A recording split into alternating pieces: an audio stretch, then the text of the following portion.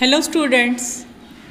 Today we are going to complete English workshop of the poem 1.5 Children are going to school. Let's start. Question 1. Read the poem aloud. You have to read the poem with rhyme and rhythm in a proper way. Read the complete poem once, twice. Okay. Second question. Find out at least two things from the poem that show the following. नीचे दी हुई दो चीज़ें poem की lines में आपको ढूंढना है. First one, it is early morning. Early morning का description see in the poem. First stanza, morning light spreads over the earth. सुबह सवेरे की रोशनी धरती पर फैली है. Second one, the sun after his morning deep in the river dressed up in his golden muslin turban waits and smiles. नदी में डुबकी लगाकर सूरज सुनहरे मलमल की पगड़ी बांधे राह देख रहा है, मुस्कुरा रहा है. उगता हुआ सूरज, morning time. Then the atmosphere is pleasant, खुशनुमा माहौल. See in the third stanza of the poem, breezes sing their songs of blessings. हवा की लहरें दुआओं के गीत गा रही है. Second one, fragrant flowers awaken the sleepy roads with their melodies. खुशबूदार फूल अपनी मधुर धुन से सोते रास्तों को जगा रही है. Pleasant atmosphere. Third question, apart from the children, no other human beings are mentioned in the poem. बच्चों के अलावा no human beings are there in the poem. However, many natural elements are shown to act like persons. प्राकृतिक तत्व इंसानों जैसा बर्ताव कर रहे हैं. Write what each of them does. First one, the sky bows down his head in respect. आसमान आदर से अपना सर झुका रहा है. Second, the sun dressed up in his golden muslin turban. हम कपड़े पहनते हैं ना, उसी तरह सूरज ने यहाँ सुनहरे मलमल की पगड़ी बांधी है, ऐसा कवि कहते हैं. Third one, breezes sing their songs of blessing. Singing the song human activity. हवा की लहरें दुआओं के गीत गा रही है. Fourth one, fragrant flowers awaken the sleepy roads. सुबह सुबह स्कूल जाने के लिए, पढ़ने के लिए नींद से हमें मम्मी जगाती है ना, उसी तरह देखो यहाँ फ्रैग्रेंट फ्लावर्स सोते रास्तों को जगा रहे हैं. Fifth one, the people waves his hands. Peepal tree have branches, leaves, but see the imagination of the poet. He says that the people waves his hand to welcome the school going children. Sixth one, every particle of the earth throbs like mother's heart. मिट्टी का हर एक कण माँ के दिल सा धड़क रहा है. All natural elements act like human beings. Then next question, why are these written with a capital letter at the beginning? See in the poem, people, time, sky, sun, flowers, breezes, all these common nouns begin with capital letter. Why is it so? We write only proper nouns beginning with capital letters. But here in the poem, common nouns are treated like humans.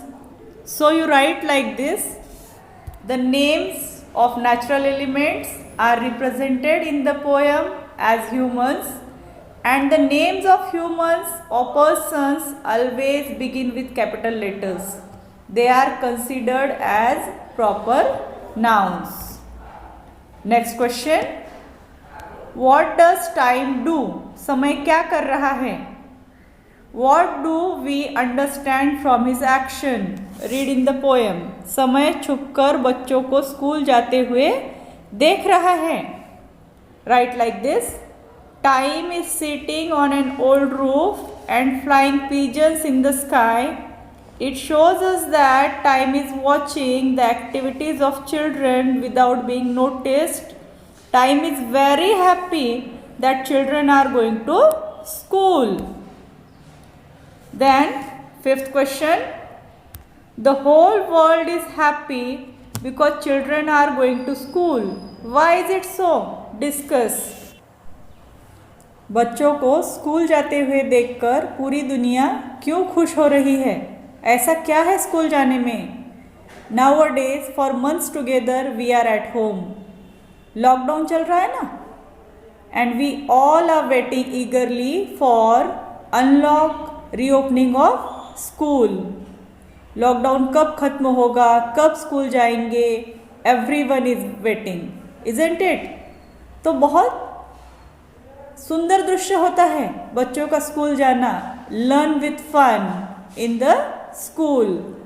C here, children going to school is a beautiful sight. The fun, little games, their mischiefs, noise and free play while going to school make a pretty picture. The whole world is happy to witness their innocence. Apart from this, it is important that children go to school for their development and the progress of society. समाज की उन्नति, विकास शिक्षा के माध्यम से, at large through their education. So the whole world is happy when children are going to school. Next question. If you were to draw a picture of the scene described here, what colors will you use? Mention the object and the colors using line from the poem and your imagination.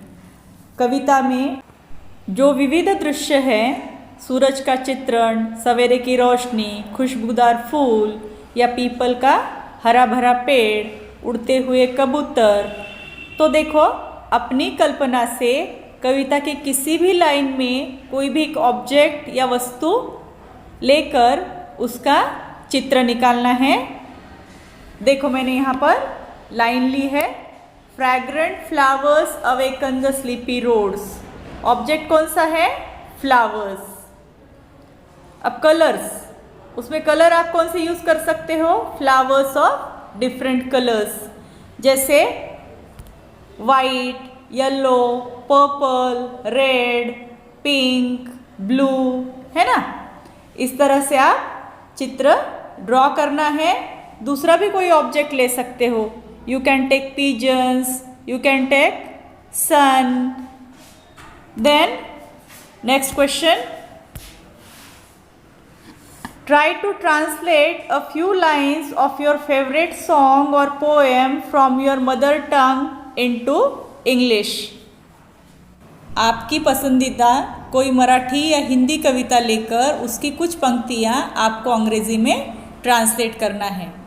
तितली हूँ मैं तितली हूँ, मछली जल की रानी है, गुड़िया रानी बड़ी सयानी, नीला अंबर, या लहान माझी बाहुली, मोठी तिची सावली.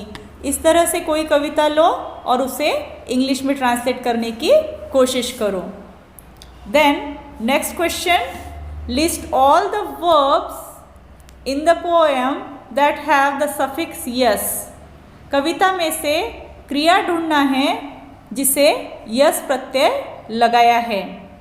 Morning light spreads, spreads. The sky boughs his head, boughs. The sun waits and smiles, waits, smiles. People waves his hand, waves. Every particle throbs like mother's heart, throbs. Time flies, pigeons, flies. ये सारी क्रियाएं लिखो. Then last question. Write in 2 minutes at least 20 words related to the given word.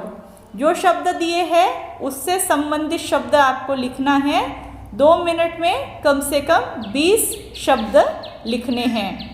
Number 1 school, school से related words, students, teacher, class, study, books, bag, pen, homework, examination, friends, interval, benches, blackboard, playground, library, subject, period, result, principal, office. ये शब्द यहाँ मैंने लिखे हैं, इसके अलावा भी आप दूसरे शब्द लिख सकते हो।